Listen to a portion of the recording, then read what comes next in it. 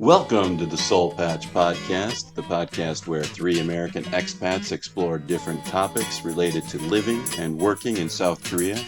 With a combined 50 years of living experience in Asia, there are plenty of stories to tell. So, pop in your AirPods and make yourself comfortable. It's time for the Seoul Patch Podcast. So Oh, normally I'm not a drinker while we're here on the podcast, but tonight just seemed like a good topic. So here I am. Cheers. It's appropriate. What are you drinking there? What is that? Well, this is something that I think our listeners should really get to know. It's a Goose Island IPA. Okay. People that are relatively new to Korea or people who are traveling really need to understand just how tough it was for us 15 years ago when we came here. Like, Yeah. I've got this really good American IPA, and I get 4 of them for $10 in any convenience store around the neighborhood. And I remember when I first came here, I mean, we had like Cass and Height and all the like really shit Korean beers. Yeah. And I remember one time I finally found some proper good American import bottles, like a 6-pack at some mart in the Itaewon area. And it was like $35, $40 for the 6-pack. Yeah. And I bought it. Oh, you did? You broke down. Okay. I really wanted like a proper beer. And for a really long time, drinking in Korea, like drinking is very easy to do here, but drinking beer with flavor was very difficult. And now it's amazing. There's so many options everywhere. It's turned a corner. I got spoiled in Thailand because they drink just basically you get what Cass and OB were here is what Heineken and Carlsberg was nice. they were in Thailand. So it's basically I started off as a Heineken person and I was like, oh, I'll drink Heineken, this is great. And then I switched over to Carlsberg and I liked it a lot more. I thought, oh, this is even better than Heineken. And those are Netherlands? Are they Dutch beers? I think Heineken is Dutch, right? Heineken definitely is Dutch. I've been to the brewery when I lived in the Netherlands, actually. It's a cool I bet tour. you went there before you went to the Anne Frank Museum, right? I did both. You never on the went same to the trip. Anne Frank Museum. I did do both. Okay.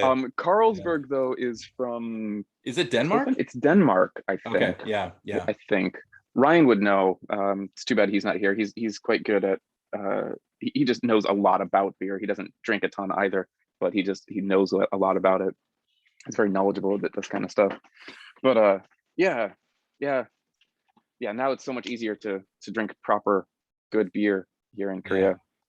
Well, going back to what you're talking about, though. So for our listeners out there that want to, blast from the past, when I came here in 2002, you basically had three choices of beer. It was like, I mean, you could go to a bar in Itaewon and you could buy a proper, like you said, like a proper import. But you're gonna pay, I was a Hagwon teacher, right? So I'm just like, okay, what's the cheapest beer that we can drink? And so you could get a pint of Cass, or it was Cass, there was OB Lager, and there was Height. Height is shite. I remember that expression that the people told me. I don't know if it was Cass actually any worse than any of the other ones, but I just had that like canard stuck in my head from the first time. It's like, don't drink Height. Height is shite. So I switched over I preferred Height to Cass. Cass was my least favorite. Cass is awful. It's like a sickly sweet taste to it. Yeah, it was. Well, I didn't like it. I love whenever I tell Korean people that my Korean friends, it's like, oh man, Cass is just terrible. They're like, oh, it's really good with somek. And for our listeners, somek is soju and maekju is beer.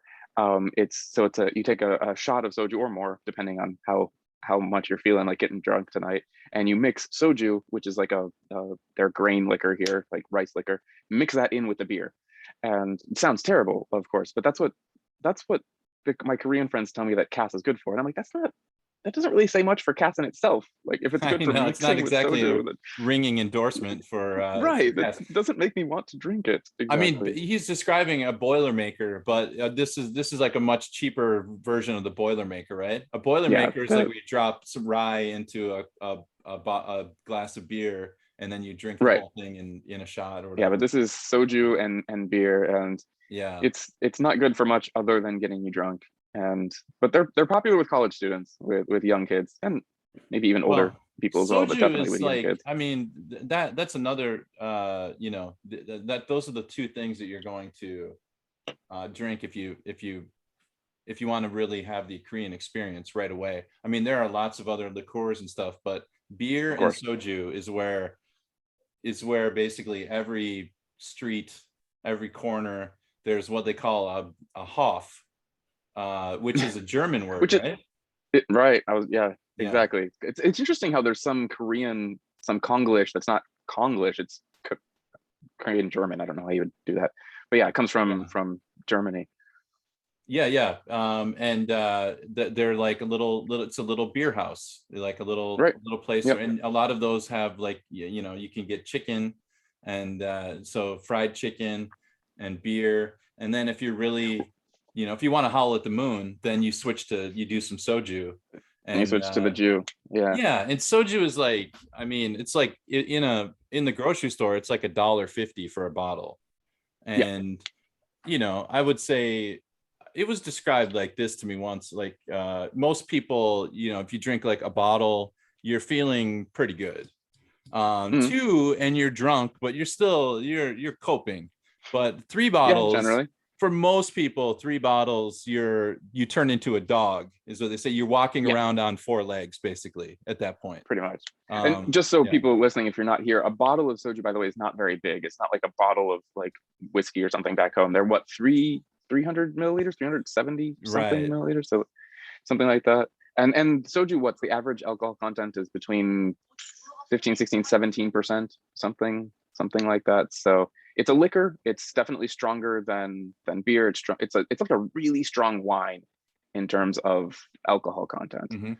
Now, actually, I don't think it's rice based though. I think it's actually tapioca, or wait, what? It's the tapioca root. Really? Yeah, or potato. I think it's maybe sweet potato. I think we can Google that really quickly. But soju is but the thing is something that while you're Googling that, soju is something that for me, I remember when I first came here, I definitely drank quite a bit of it because I was young. It's cheap, and it's it's what you drink when you go out. I didn't really enjoy the flavor of it very much. Like beer, I enjoy drinking wine. I enjoy drinking beer. It tastes good. I can just sip on it on like, a summer night. Soju, I didn't really enjoy the flavor of. I have gotten to the point now, I still don't really enjoy it. It's not something like I'm craving some soju tonight, but I will admit that I think it does go well with some samgyeopsal, right? With the meats and things like that, because it just kind of cuts through that greasy flavor. Yeah, you've got the like really grease flavor thing, like a sip of soju, a shot of soju, it cuts that. And so I think it works well with some Korean meals. It's not something that, like, I would never drink soju by itself. I'm not just gonna go and sit at home and like have a glass of soju. Well, I think this is where I think a lot of, like, maybe we can just do like a cautionary tale here. Like, let me be a cautionary tale to new arrivals. Like, if you're going to come here and work at a hagwon or whatever, you look at the price and you're like, it gets the job done. It'll take you to Mars or whatever, Pluto. But it's pretty harsh. And oh, sorry, here. Yeah. So it used to be made out of rice, but up until the Korean War, when that was rice was hard to come by. Now it's made from wheat, sweet potatoes, and tapioca. But I think they use some alternative starches as well. And I think that I'm sure whatever's cheap, what you'd buy right now is probably whatever's, it's probably a kind of concoction of some chemicals and stuff to I'm sure expedite the process a little bit. But anyway, so I remember, when I came here, I was like, my favorite drink was the Diet Coke with soju on ice. Diet Coke with soju.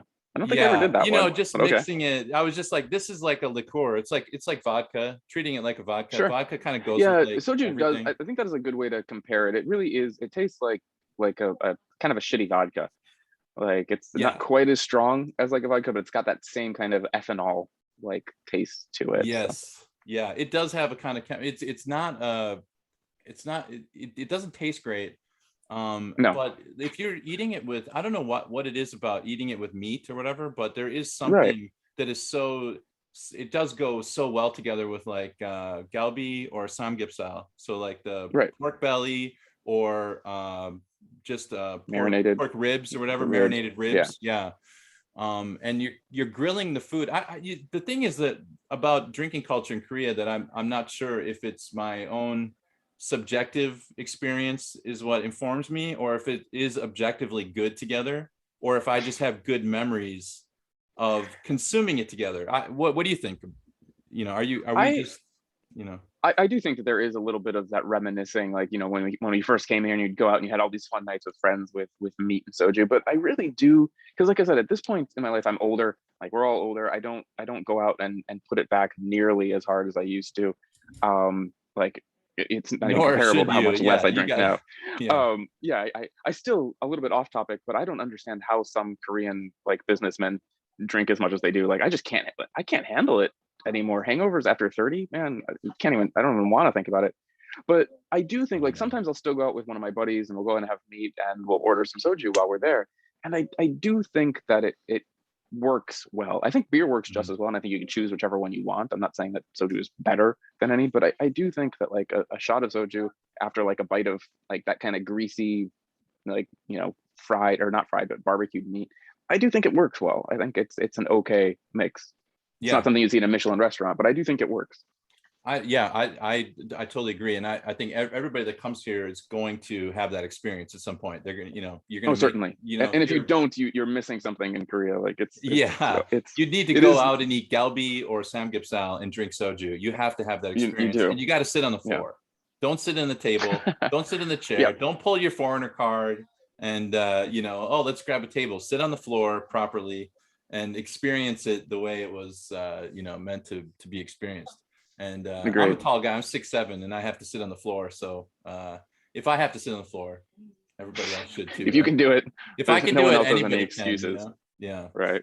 I'm trying to think of like you know, how many bottles? What's the most that you've ever drunk of soju? Too much. Like, have you ever done 4? You ever made it to like 4 bottles? Between 3 and 4, and it was regrettable. It was very regrettable. Don't make that mistake. Don't make my mistake. It happened once, and never again. Just as like a warning, like for those out there, like I would say the road between 3 and 4 is a lot bumpier than the road between 2 and 3 and 1 and 2. You know. Most people most like regular, you know, normal drinkers can handle like 2 bottles. You feel pretty soju good. Also creeps up on you. It does. Like you're sitting at the table and you're like drinking a couple of shots, and then you're like, I'm fine. And then you stand up to go to the bathroom. You're like, oh shit. Like, I'm wrecked right now. It does really creep up on you. So how about, I mean, Korean drinking culture, along with like there's different alcohols here. That's one thing that's really weird. Is like people often, they ask you how much can you drink, and they're talking about, you know, like how much soju can you drink, because that's just so regular here. But like just the way that Korean drinking works is very, very different than it is in the States, right? Well, I would.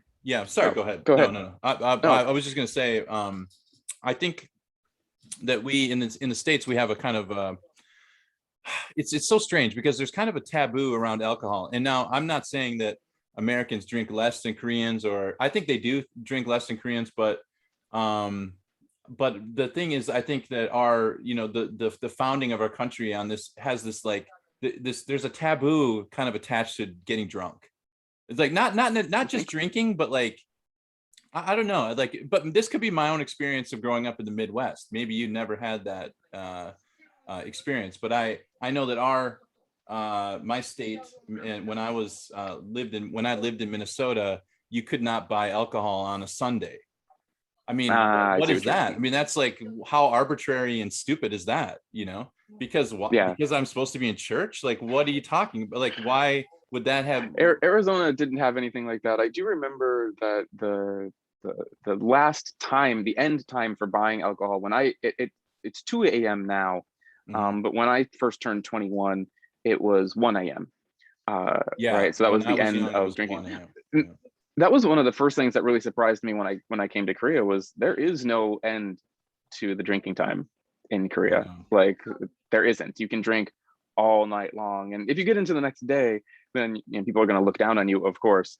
But you can, like it's going to Hongdae, going to Itaewon, and taking the first subway home because the subways close in the middle of the night for people who don't know, and staying out until the first subway opens at 5:45 or whenever that is not an uncommon thing for young people to be doing in Right. those areas of town. Yeah, especially if you're enjoying and yourself and you see that, that like, okay, if I don't leave now, I'm drinking for the next 6 hours, next 6 or 7 hours. So you better be prepared to, there is that. Yeah. Or then once you realize as well that taxis just aren't that expensive and you can take a cab at 2 a.m. and it's not going to break your bank. I made that mistake. Even if it does, you're just like, you drink yourself to the point where you don't care. Like the only thing you want is your bed, and like anything that will get me there is fine. Like I'll pay whatever it costs. Just I want to go home. And that's it's not, the beauty of taxis, I guess. Yeah. But so drinking, I never noticed that it was taboo or in any way frowned upon in Arizona. Like I never felt that when I was growing up or when I was in university or anything. But I think what's interesting, I think one of the biggest, most interesting differences about drinking culture in Korea versus the States is when I would go, well, okay, so two things about drinking in the States. When I was a university student, and what about you? Like, where did you often drink when you were in university? Did you drink at home or a friend's house, or did you go out to the bars? We always went out. Like I never did you never okay. Yeah. I always went out. You didn't do the house parties too often then? No, not my school's small and I lived at home, so it was you were with your parents. Really different. Fair enough. My college experience was lame. It was terrible. Okay. So, I mean, one, of course, for most Americans, you don't drink until you're 21. Well, you can't legally drink until you're 21, which is, your third year of university. Whereas in Korea, you can drink in your first year of university. And so for my first couple of years of uni, I was drinking at home because my friends would go and buy the alcohol and we would, bring it back to our apartment. I had an apartment with friends and we would just do small house parties very often. And that is something that I really missed when I came to Korea. Like drinking in people's homes, like isn't a thing here, really. I mean, sometimes for some parties, right? If there's like a birthday party or something, maybe.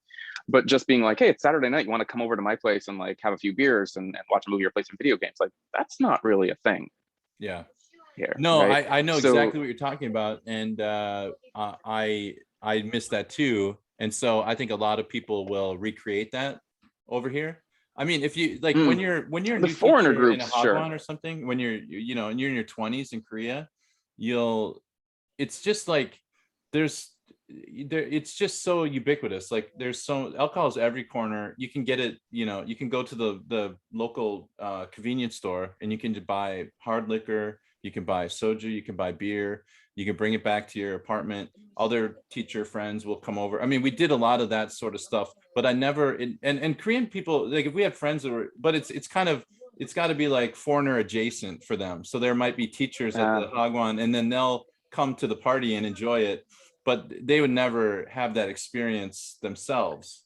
My first hagwon it was only me and one other foreigner, and so our groups were all Koreans, and so we didn't do that, right? We didn't have the like foreign group really that we would hang out with, right? And so really like Koreans go out and drink 99% of the time. You're going out, and then going out in the States versus going out here in Korea, I think is really different as well, because when I would go out to the bars once I was 21 and once we would go out to drink when I was in uni, I remember, I mean, one of my favorite things to do is I'm a very social drinker. I talk to everybody in the bar, when you're in the States, you go up to the bar to buy your drink. And while you're sitting there trying to flag down the bartender, there's someone sitting next to you who's also trying to flag down the bartender, and you just start bullshitting with them. It's like, oh, hey, what's up? And every time I would go out to the bars, every time I would end up leaving with a new friend. You'd meet new people and you just always like, you just be social. And in Korea, it's much more, you go out to the bars, or you go out at least, and it's not necessarily a bar, sometimes it's just a restaurant, but you're with your group the whole time. The same people that you walked in with are the same people you're leaving with. And you never really talk to anybody outside of that circle. You don't.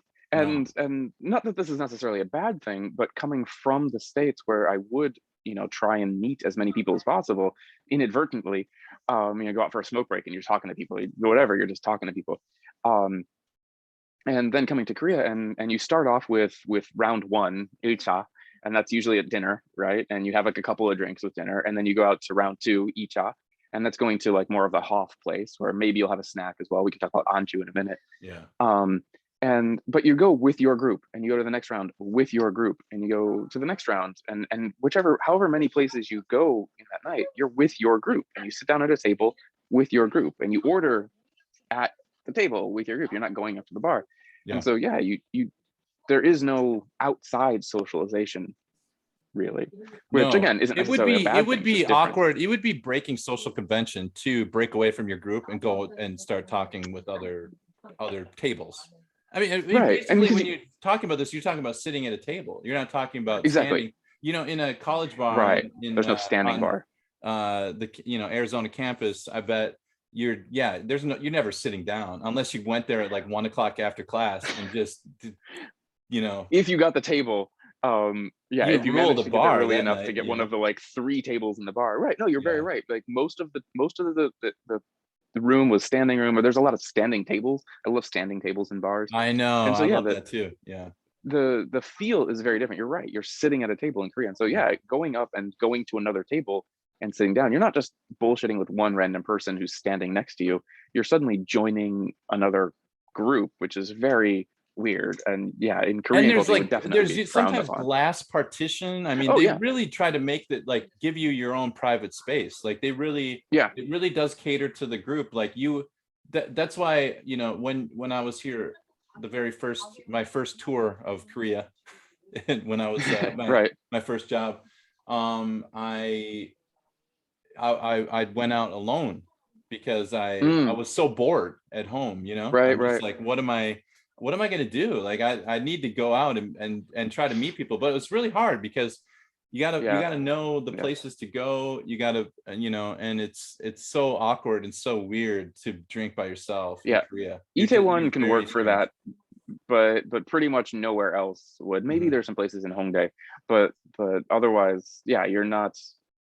Going out and drinking and trying to like meet people and be social is just a weird thing to do. Like it's not what happens. I do think that I got here at a really interesting time in the history of like Hongdae and Sinchon, because I lived in Sinchon in 2002. Oh wow. Okay. This is like cool. I arrived right before World Cup. So like World Cup, this is 19 years ago, but this is, World Cup is going crazy. There's people from all different countries over here. It was so interesting. Nice, okay. You run into like a Spanish person and a person from Ivory Coast. That would have been rad. Oh, it was amazing, and then to be in near Yonsei University, the little drinking area is called the little downtown area is called Sinchon, I think. Is that right? Yeah. Next to Hongdae. It's next to Hongdae, right? And Hongdae is everybody knows what Hongdae is now, but at that time Hongdae was a little bit was not as developed, and now it's got like cobblestone roads, and it's I haven't been there in so many years, but it's very. I spent a lot of time there my first year. Gentrified, I guess, is the word for it. What they did to Itaewon, they did to Hongdae first, maybe I haven't been to Sinchon in a long time. But there was a bar that the guys at the school that we were replacing took us, and it was if anybody remembers this bar, it was called Bar 33, and it was downstairs, and it was all wood, and people had like carved their names they had written their names on the wood, so the whole place is just graffitied, and they would play. They'll play Radiohead, and they'll play. Velvet Underground. They'll play nice. Smiths or whatever you want to hear. They have a huge collection of that kind of music, just really cool, indie, nice. Classic, whatever rock and roll you're into, and there were even dance there, and it was very much set up in that way, like a Western bar was, where you would just, you could grab a table, but by the end of the night, it's so packed, and you're just standing. Very American style or Western style. Yeah, very Western style. So I, had some great times at that bar. It was so kind of undeveloped at that time, that not the country, but the area was kind of in transition, I think. So the building was so old, when you went to the restroom in the bar 33, didn't even have a roof.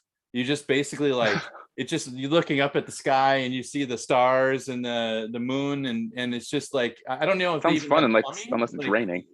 It was very bizarre, but kind of it was a dive bar, and that's and if you find a place like that, that's where you can, like, meet people and do that. But 9 out of 10, much more, 99 out of 100 places, it's going to be like you were saying. It's you go in, you're with your friends, and through the whole night, through round 2, round 3, all constantly with your friends. One thing that I think is fun as well, because of the fact that you're with your friends, I think it changes the style of drinking, right? You're not going out to meet people and to be social. You're just hanging out with your friends. And the one thing that I found was really different but really fun is because when I first came here, I was pretty young, and I started working at a university, and I was still quite young at the time. So I would often go out with students, and of course going out in Hongdae as well. And going out with different students from the university, I learned like how the young people drink, and young people have drinking games, right? Mm-hmm. And drinking games in America, and I mean, I played drinking games when I was in university. They're great. But drinking games in America versus drinking games here in Korea are very different. Oh God. I mean, American, what do we have? 2 quarters and like, the Century Club. That's the only 2 I can think of, Oh, I mean, we had quite a few more. But I think the big difference between, like, so a lot of the drinking games that I would play when I was in the States, well, I mean, one of the most famous drinking games in the States is beer pong. Right? Oh yeah, that's right. Yeah, you can't forget beer pong. But what do you need to play beer pong? We need a fucking ping pong table, right? You're not going to get this at a bar. Other bars, like a lot of the games that I would play with my friends as well were card games. Card games are really common. Like I had a number of different card drinking games, all kinds of rules and things like that. Playing like asshole and stuff like that, and, right? Making people drink. Yeah, and there's tons of those type of games, and they're really fun. But those type of games, again, they require a bit of quiet. I mean, you could have music in the room, but you're all talking to each other and things like that. And 2, they require a deck of cards, which granted isn't difficult to have a deck of cards, but that's something that every house has. Yeah. Whereas in Korea, and I think this is the reason for it, is when you go out to the bars and you're at your, you finish dinner and you go to the next place where it's more of a bar setting and you're with your friends here, no one brought a deck of cards. No one has a damn ping pong table, right? No one has these things that everyone has when you're at home drinking. They're like university student artifacts, like you just, everybody pulls them out, yeah. And so the drinking games here in Korea are much, and I remember I did play some of these type of things in the States, but much less common, where they're games that you can play with nothing. Yeah, right? Yeah. You just have you and your friends. Maybe some of them require like maybe a spoon or some chopsticks, but of course you're going to have that at any restaurant that you're at. But most games require nothing. It's just you and some friends, and maybe knowing how to sing a song or something. But the thing that surprised me about them is they're so creative. They're really, really elaborate. They're not really easy. Are. Yeah, I had a student who, well, maybe we can explain to them what MT, membership training, means. So MT and I don't know OT, if that sidetracks us from like what we were talking It does, about. but that's fine. This is a drinking episode. I think if we don't go off on parentheticals, we're not following the spirit of drinking. Right, true. So we can come back to drinking games, but I mean, MT and OT are where students play a lot of drinking games, and so that makes sense as well. Yeah. So that's where university students will go away for the weekend, and they call it membership training. What is MT? Yeah, that's the important thing. What does it mean, Jack? MT? Membership training, not military training. Yeah. Membership training. Yeah. And I remember the first time I heard a student, they were like, "Oh, we're going to MT tonight or this weekend," and I was like, "MT?" I was like, "Okay, what is that?" They're like, "Membership training." I was like, and OT, by the way, is orientation training. They're pretty much the same thing. Well, I thought it was super official. I thought it was like a real organized thing. Like wow. Well, I was like, wow, that sounds great. Cool. Membership training. I never had a membership training when I was a student. That's great. And I was like, what do you do? What is membership training? They're like, we drink. I was like, and? No, that's pretty much. And we drink some more. Yeah. Yeah. And basically, like, you play these games, and if you lose, the game, you drink more. Yeah, and their games are, you know, something simple like where you clap for the number 3 or something like that. Like yeah, Samyuku 369. Yes, So 369. every number, right? And so yeah, this is a good example. There's a couple. We can go ahead and give a couple of examples of whichever ones we remember. But that's a good one. It's a pretty easy one. So right, you go around the circle, you go around the group of everyone that's there, and just everyone says one number, right? 1, 2, 3, 4, 5, 6, 7. You just keep counting up. But every time there's a number with a 3 in it, you clap. So 1, 2, clap.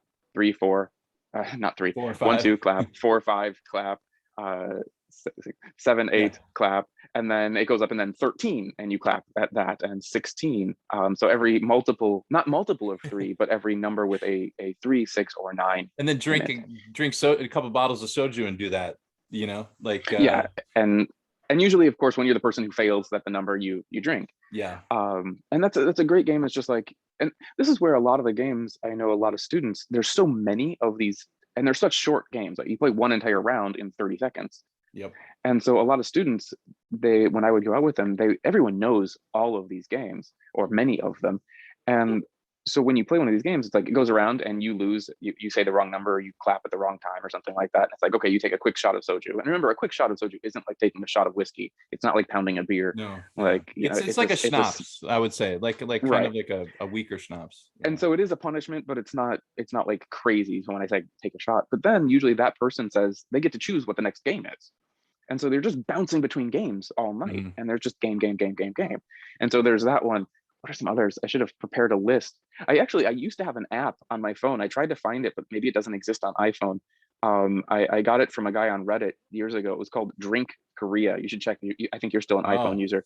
And he was giving away free, it's like $1 app or something like that, but he was giving away free codes for it back in the day. So I got one. And it's funny because it was an app that had like 50 different drinking games in it. Wow. And it had all of the rules for all of them, and even had like the songs that you would play for it. Because like, so that game that we just said, like 369, that has a song that you start with. It's like Samyuku, Samyuku, Samyuku, Samyuku. Like, and there's a song for it that all the students clap, and everyone knows. Everybody knows it already. They learn. Everybody knows learn this stuff. They learned it in high school. It's just like part of the culture. Like, well, what's the thing is, a lot of these games. So like Samyuku 369, that game, and a lot of other drinking games, a lot of these other games, I actually was really surprised. Last year I was teaching a summer class at a hagwon, right? And I was teaching elementary school kids.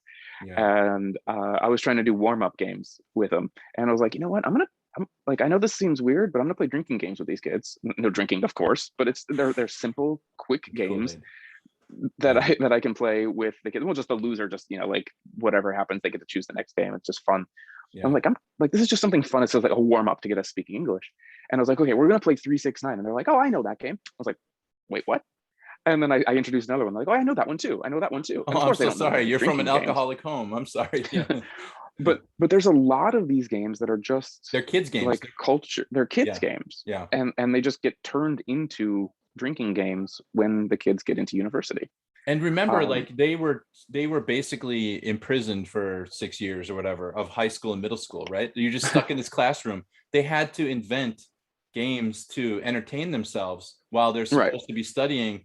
You know, it's like, because this is, you know, the culture is changing, and this you know, this idea of like waking up at 6 a.m. and going home at 12 o'clock at night or 1 o'clock in the morning is not as extreme as it used to be. But 20 years ago, and that's an episode for later, by the way. That's we'll talk about for later. All this.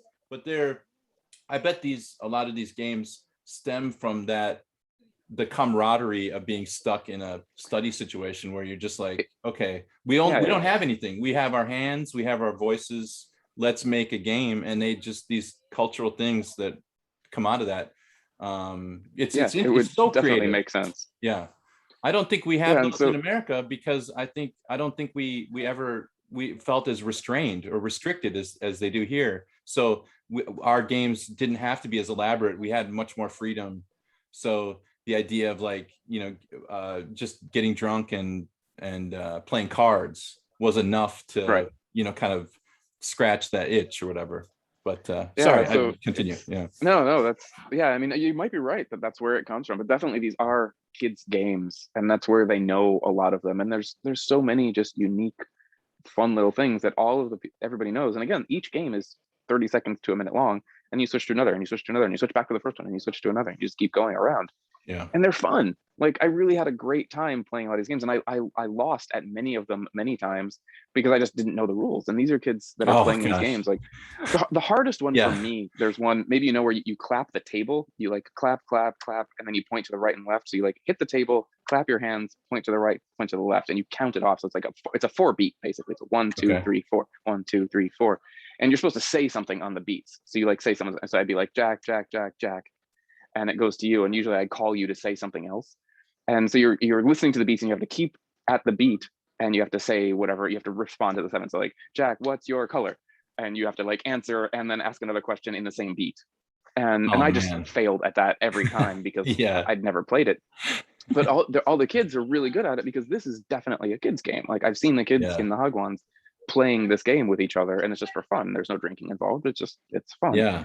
And so drinking in Korea is just, it's a different thing. It's no better, no worse, of course, but it's not as social. Well, it's not as new social. It's not going out and meeting new people. Of course, it's still social. You're still. It's about being. It's a way to socialize with your circle of friends that you already have, and you'll have. And just like in America, you know, you have different circles, right? You got work circles, you've got high school friend circles, you've got university friend circles, and but that's what they do when they go out. It's not going to a house party. It's not meeting at somebody's house and getting drunk. Because, you know, when you're in your 20s, you don't have a lot of money to spend. But going out and drinking is much cheaper here than in the United States. It's not, going out in the bars is expensive. I mean, that's why. That's another reason we stayed home when I was in uni. It's like half the price. I mean, a pint of Cass when I was a drinker. I'm a teetotaler now, but it was $2.50 for at the bar. At the bar. Right. You know, $2.50 for a beer at the bar. That's what it cost. So you could drink, you know, 14 and you didn't break the bank. You know what I mean? Like you still have a little bit of money in your pocket to, you know, buy some tteokbokki or mandu or whatever on the street, which is good, you know, bar food after it's fantastic bar food. Yeah, it's the best. Yeah, street food is great. So drinking with Koreans, drinking with young Koreans is really fun. Older people don't really play the games quite as much. There, it's much more just hanging out and eating and drinking together and just, you know, chatting. But I'm sure that's the same probably in the States. Is it like, great, once you get past 30, who really plays games? But there's a thing, and this is also getting into a tangent, but I think it's an important one, is that the idea of, and we talked about this in an earlier episode, the hueshik is like a work dinner. Yeah. And a lot of work dinners are fueled by just lots of soju and lots of beer. And it kind of comes down to like what the personality of your manager. So let's say you're working in a company and your manager, like your boss, likes to drink.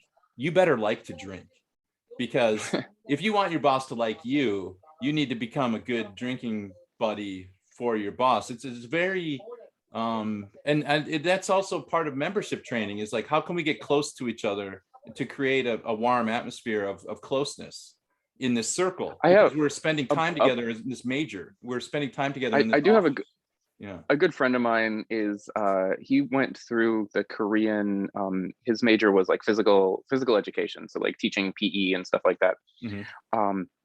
And those majors apparently are nefarious or are notorious. They're notorious, thank you, for drinking and really like pushing their members to like put it to extremes, like more than other majors are. And I remember talking to him about it one night, and he's like, oh, it was crazy. He's like, the amount of shit that went down and the amount of things that people were drinking, he was like, it was insane. And I was like, do you think it's a good thing? And he's like, well, I mean, we drank too much, of course, but at the same time, he's like, I kind of think it was like, I got really close with everyone in my major, all of my friends, everyone from that year, like we are, you know, like super close after that, after we went through hell. And I'm like, sounds like hazing. Well, I mean, it very much is hazing. Yeah, you're talking about seniors making freshmen, underclass men drink a lot. Yeah, they basically torture the freshmen, because we've seen them in our class. They come and they can barely stand up. You know. Yeah. When they come and I remember talking to him about it, and he was like, he almost said, he's like, I know, because these days there's laws now about things like that. They're trying to get rid of some of that culture. And so that's why we were talking about it. And he was like, he's like, I can understand why they want to get rid of it, but at the same time, it's going to change the culture of the major. It's going to change the way that the people interact and the way that the friends and everyone interacts with each other. Yeah. And I'm like, okay, I still think it's a good thing that they're getting rid of hazing, but I see what you're saying. Like, there is that camaraderie thing that comes from drinking together, and it's crazy. But and by the way, the drinking age in Korea is 20, which is 19 American age.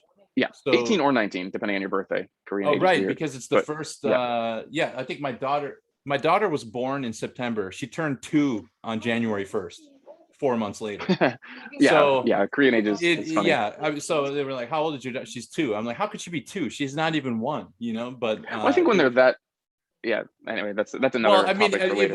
it was there's neither here nor there, but I just worried, like, well, then that means that she'll turn 20. She'll be able to drink when she's like 18 and 4 months old or something like that. Which we couldn't drink until we were 21. Is that same in Arizona? It's like that's nationwide. Okay, that's nationwide. 21 years old, which would be 22, which in Korea would be absurd, because you would have missed all of this membership training and all of this time to get close. And you would have missed out on all these drinking activities. And then by the time you're able to drink, you're just ready to graduate. They're not really doing that anymore, but they've kind of grown out of it by the time they're seniors, I think, in university. To some extent. Yeah. I mean, they're definitely, like the students that I've gone out with in the past, it was usually at the end of the semester once class finishes and they're freshmen and they're like, come out with us one time, teacher. And it's all, they go crazy.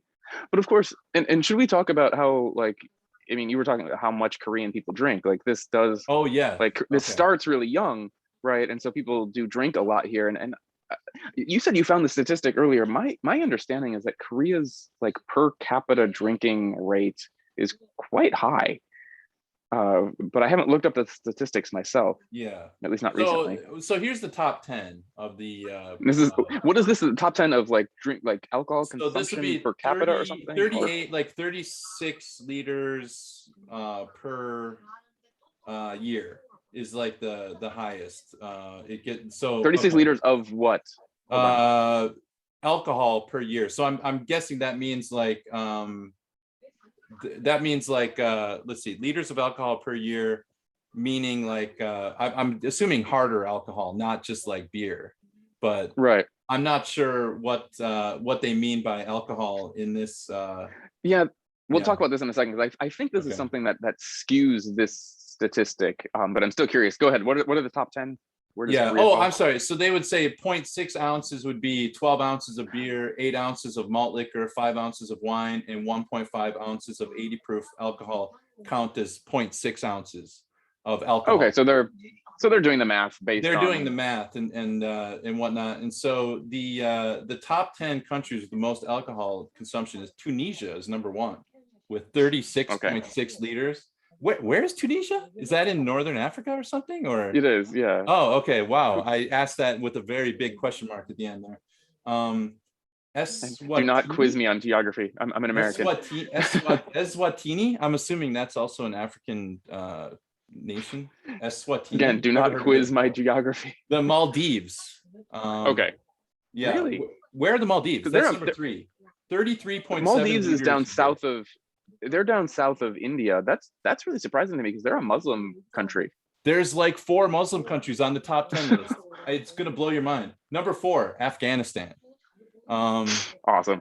33.5. That's because American was there for so long. Then we're going back to Africa. Namibia, 32.4 liters per year. Then we're staying in Africa. South Africa, 29.9 liters. Although they've got a lot of violence. I can understand why people drink there. I want to find, where's the Soul Patch for Namibia podcast. I want to learn about Tunisia's drinking culture now. No kidding, man. 36.6 liters a year. That's almost like that's less than a liter a week, but you got to. The outliers are the ones that are cranking it up, right? There must be just some psychos then that are just drinking. Oh, I mean, of course, that's how averages work, but still. So after that, number 7 is Algeria, and then with 29 liters a year, and then Turkey, 28.5 liters. This one kind of. So is Korea on this list? Number 9, Iran, 28.4 liters. And number 10 is Lesotho. I don't know what that is. I don't know if I pronounced it right. Korea is way down. Go ahead. Sorry. Really? Korea is actually even Russia didn't even make the top 10. I thought for sure Russia would be like in the top 10, right? So where's Korea on the list? What's the number? Korea is like the numbers, but let's see. They didn't. Oh, they don't list it. They don't rank it. They didn't list the numbers, but Korea is. Let's see where. Oh, I'm sorry. I've seen statistics that showed Korea much higher. So I guess this makes sense because actually I think that makes a lot more sense. A lot of the statistics that I have seen for this that rank Korea really high, they often are counting like, total volume consumption. Mm-hmm. And Koreans do drink a ton of soju over the course of the year. But again, soju is relatively low alcohol content compared to, like vodka or whiskey or something like that. It's, less than half. And so volume doesn't work in the same way. I'm kind of curious, like, what are they drinking in Tunisia? Like, what is I wonder what they're drinking there. So South Korea averages 16 liters per year. 16 liters per year. 16 liters. So it's like, what was the highest was 36. So it's less than half of what the number one country was. I would love to know. I don't want to do the math right now because I'm terrible at doing math. But I'm curious what that breaks down to into like bottles of soju per year. Yeah, I know that would be per person. Yeah. I mean, this is funny though. Like South Korea and Ireland are tied at 16. Ireland is, infamous for being a big drinking country. So I mean, they're in good company. They're in good company. Right. But because Korea's relatively. I think Korea is somewhat known for the drinking as well. I remember when I first came to Korea, I remember asking, like, getting on the internet and just seeing like, what's Korea like? What are Korean people like? And one of the common stereotypes that I ran into was that they drink a lot. That Korean people drink a lot here. Mm-hmm. And because there's those work dinners and things like that. And so I do think that Korean people. There is a lot of drinking here. Again, I mean, it's everywhere. You can buy alcohol in any store. There's like, you can drink all night long. Mm-hmm. But I guess I'm kind of happy to hear that they're not at the top. Actually, that's yeah. Good, no, I think I think that has a lot to do with the development of I don't think you can function as well as a society with being number one on that list. There's probably some dysfunction happening. I mean, Afghanistan, of course, it's speaking of functioning though, like something funny about Korean drinking culture as well is because, like, you were talking about how, like, the huesik, right, the drinking, the work drink, the work party, for lack of a better translation. So a lot of people go out and they put it on, like they drink a ton because their manager's like, we're going to go out and we're going to drink a lot. It's a weeknight. This isn't like a Friday or Saturday night. This is like a Tuesday or Wednesday. And something that I think is unique about Korean drinking culture, and something that I've never seen in the States, is there is, like, go into any convenience store, there's a shelf, at least, if not one entire, like, cabinet in the freezer of drinking, of hangover remedies. Oh yeah. Yeah. Right. Yeah. Like, that's a thing here. Like, that's a big thing here, is like, I'm hungover. How do I get rid of this hangover? And you can walk into any convenience store and there's drinks where, like, it's just a drink of vitamins primarily. Yeah. But also, I don't know if you've ever done it, but if you go into any pharmacy, they have pills and stuff as well. You can just walk in and just be like, I'm hungover, and they'll be like, oh, here, and they hand you like a little pack of things, like $1, and you take one of these pills, and again, it's probably just like a vitamin pill, right? There's not much else to it. It might to coat your stomach maybe, or whatever, just coat your stomach, and it like gives you some of those things that you're dehydrated out. But there's an entire industry of hangover cures in Korea, and I mean that I don't know if I never remember it when I was as a student, because I was young. I didn't really have hangovers in the same way as I do now that I'm older. Like, they must exist to some extent in the States, but it's huge here. You go in any convenience store and there's just a plethora of them. It's a weird part of the culture, is that you no matter how drunk you get with your boss the night before, you got to go to work the next day, and but he or she will be there as well. And so you have to, I don't know if it's genetic. I mean, I heard there's a comedian, this comedian I like, named Bert Kreischer, and he talks about he says he has the Mickey Mantle gene. the Mickey Mantle gene is the gives you it's like a superpower basically. You can drink all night and you can get up and run 10K in the morning. I mean, there are people that are built like that. I just don't think most people are wired that way. It's just and the older you get, the worse worse it gets. So yeah, I mean, I really feel sorry for someone that has like a young manager who's into, doesn't want to go home, or for whatever reason makes you go out and do the huishik, the work dinner every night. I do wonder if, like, how much, because I know like in the university they was saying that the hazing culture, like a couple years ago, I remember seeing in the news that they were trying to clamp down on it legally. Mm-hmm. They were trying to clamp down on things. I wonder if huishiks are slowly fading as well. Well, the government, I think they started the Wednesday evening. Like Wednesday is like family day, so they can't make you go out on it. So on Wednesdays, people would leave on time. You're supposed to go home and spend time with your family. So there is a pushback by the government to try to remedy some of this. There's also like some universities had some scandals maybe like 10 years ago where some I think it was like I'm trying to remember what the story was, but there was like a story where someone in a like a management position made an what do you call it, like a lower ranked worker in the office do like a couple shot, where you hook your arms around at the elbows. Right. And but the person who was forced to do that said that was a humiliating experience, and I think filed a claim, some sort of like some sort of so there is some pushback to that kind of forced drinking culture in Korea, which is a good thing, of course, definitely. And so maybe there's like I don't have too many friends in business jobs here. And of course, in the last year and a half, I don't really know what's happening outside and drinking, because I just haven't been outside drinking in the past year and a half anyway. No, so, but COVID is calming down, which is good. Yeah. I mean, I think I think in America, I mean, here's the thing about drinking is that I know there's like this archaeologist. I don't know if he's from the US or UK or wherever he's from, but I think he decided to do, how they when they archaeologists want to learn about a culture or society, they try to find like a dump, and they dig through the garbage, where the trash, like looking through the trash. So this guy had the idea, I'm going to do that for modern people and see what I find. And what he discovered is that we ridiculously underestimate how much we drink. Like if you ask people how much do you drink, and then he digs through your garbage and finds bottles, you dramatically underestimated how much you actually drink, And so I think I'm just wondering, I don't have any sort of proof or anything, but I'm curious. I think in America, COVID has like home drinking is up. I'm imagining people are drinking more, they're drinking earlier, they're drinking, more regularly because they're home more.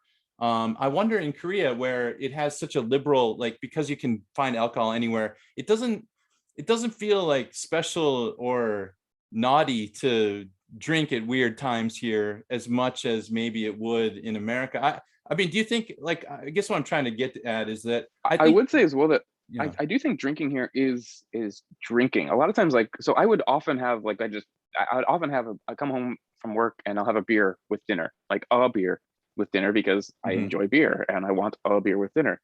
And my wife and my mother-in-law would often be like, "You're drinking a beer almost every night." I'm like, "I had literally a beer last night. Like I had, maybe almost every night this week.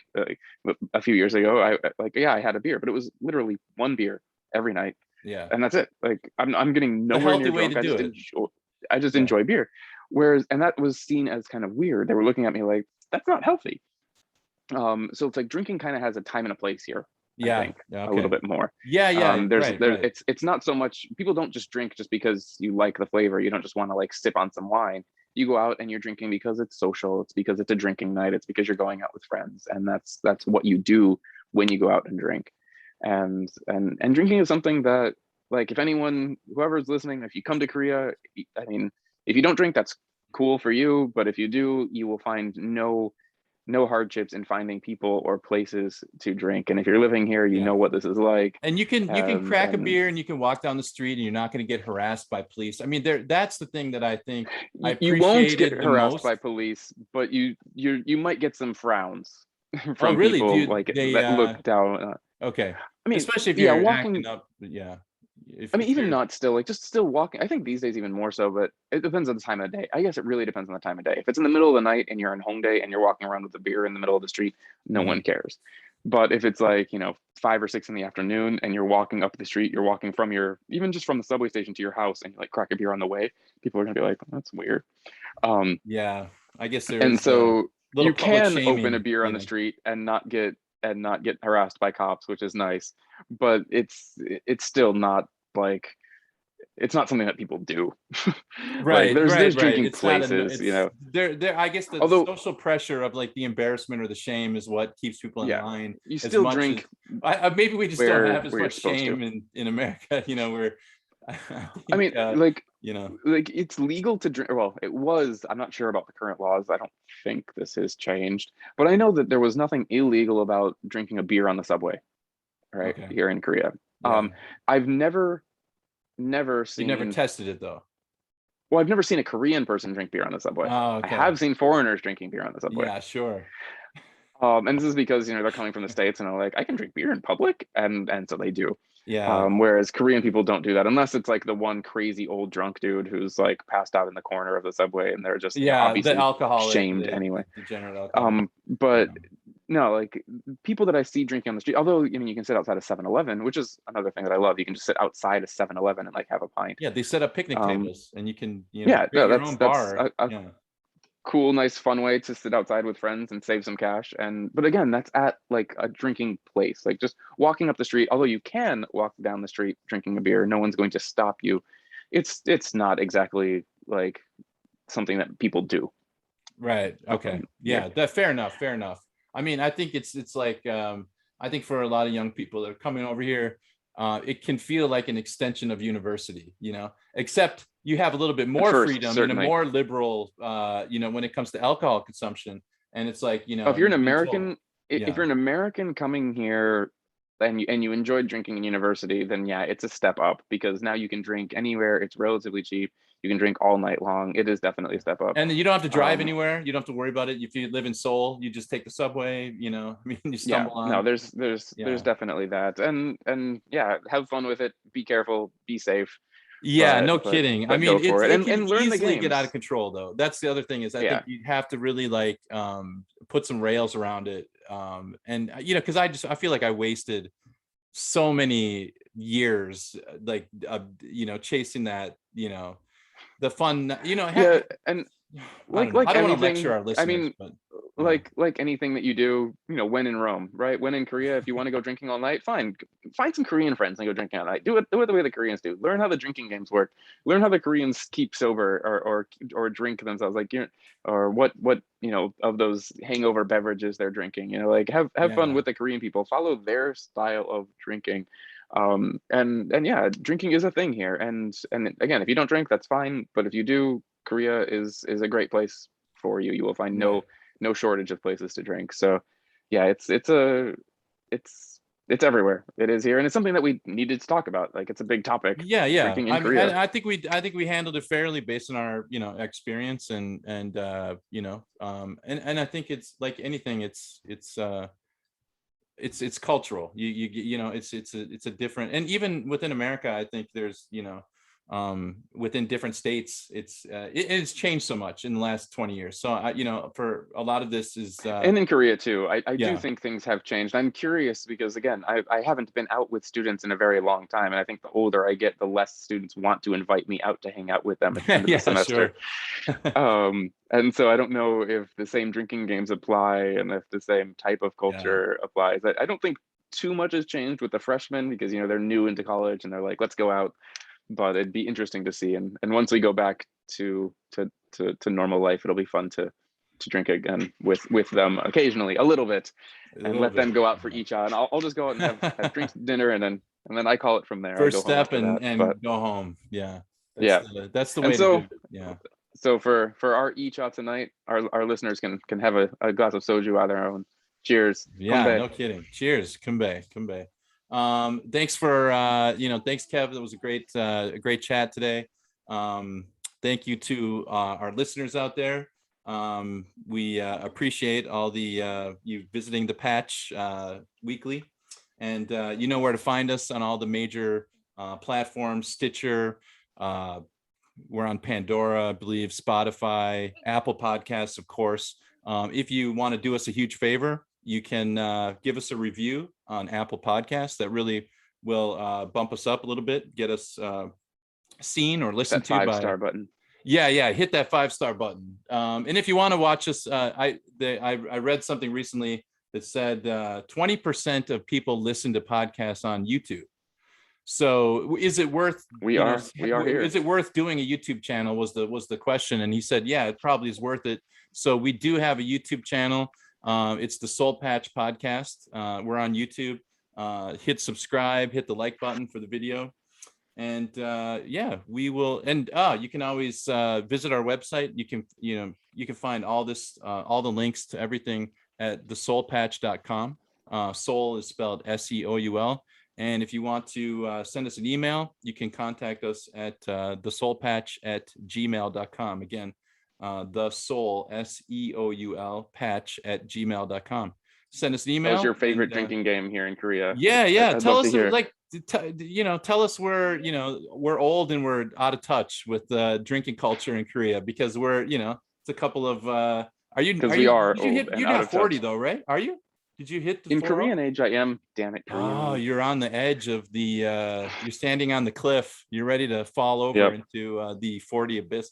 Nobody cares. After 40, it's all, what did Chris Rock say? It's like no one will ever call me young again unless I die or I date Cher. I think that's what he said. So that's the only way you'll be called young again. All right. Thanks everybody. We'll catch you next week at the Patch. See you next time. Bye-bye. Later.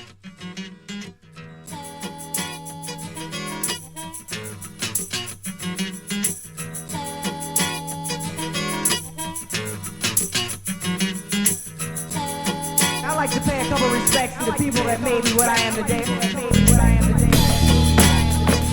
Nothing here. Kiss all my love. Kiss all my love. The quiet man. Kiss all my love. Kiss all my love. Dopamine. Jim. Kiss all my love. Kiss all my love. Kiss all my love. The brain.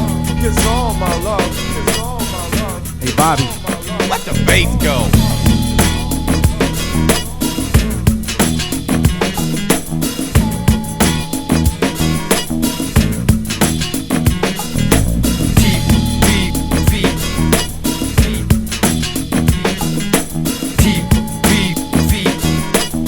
Call me an eater, call me a dominant.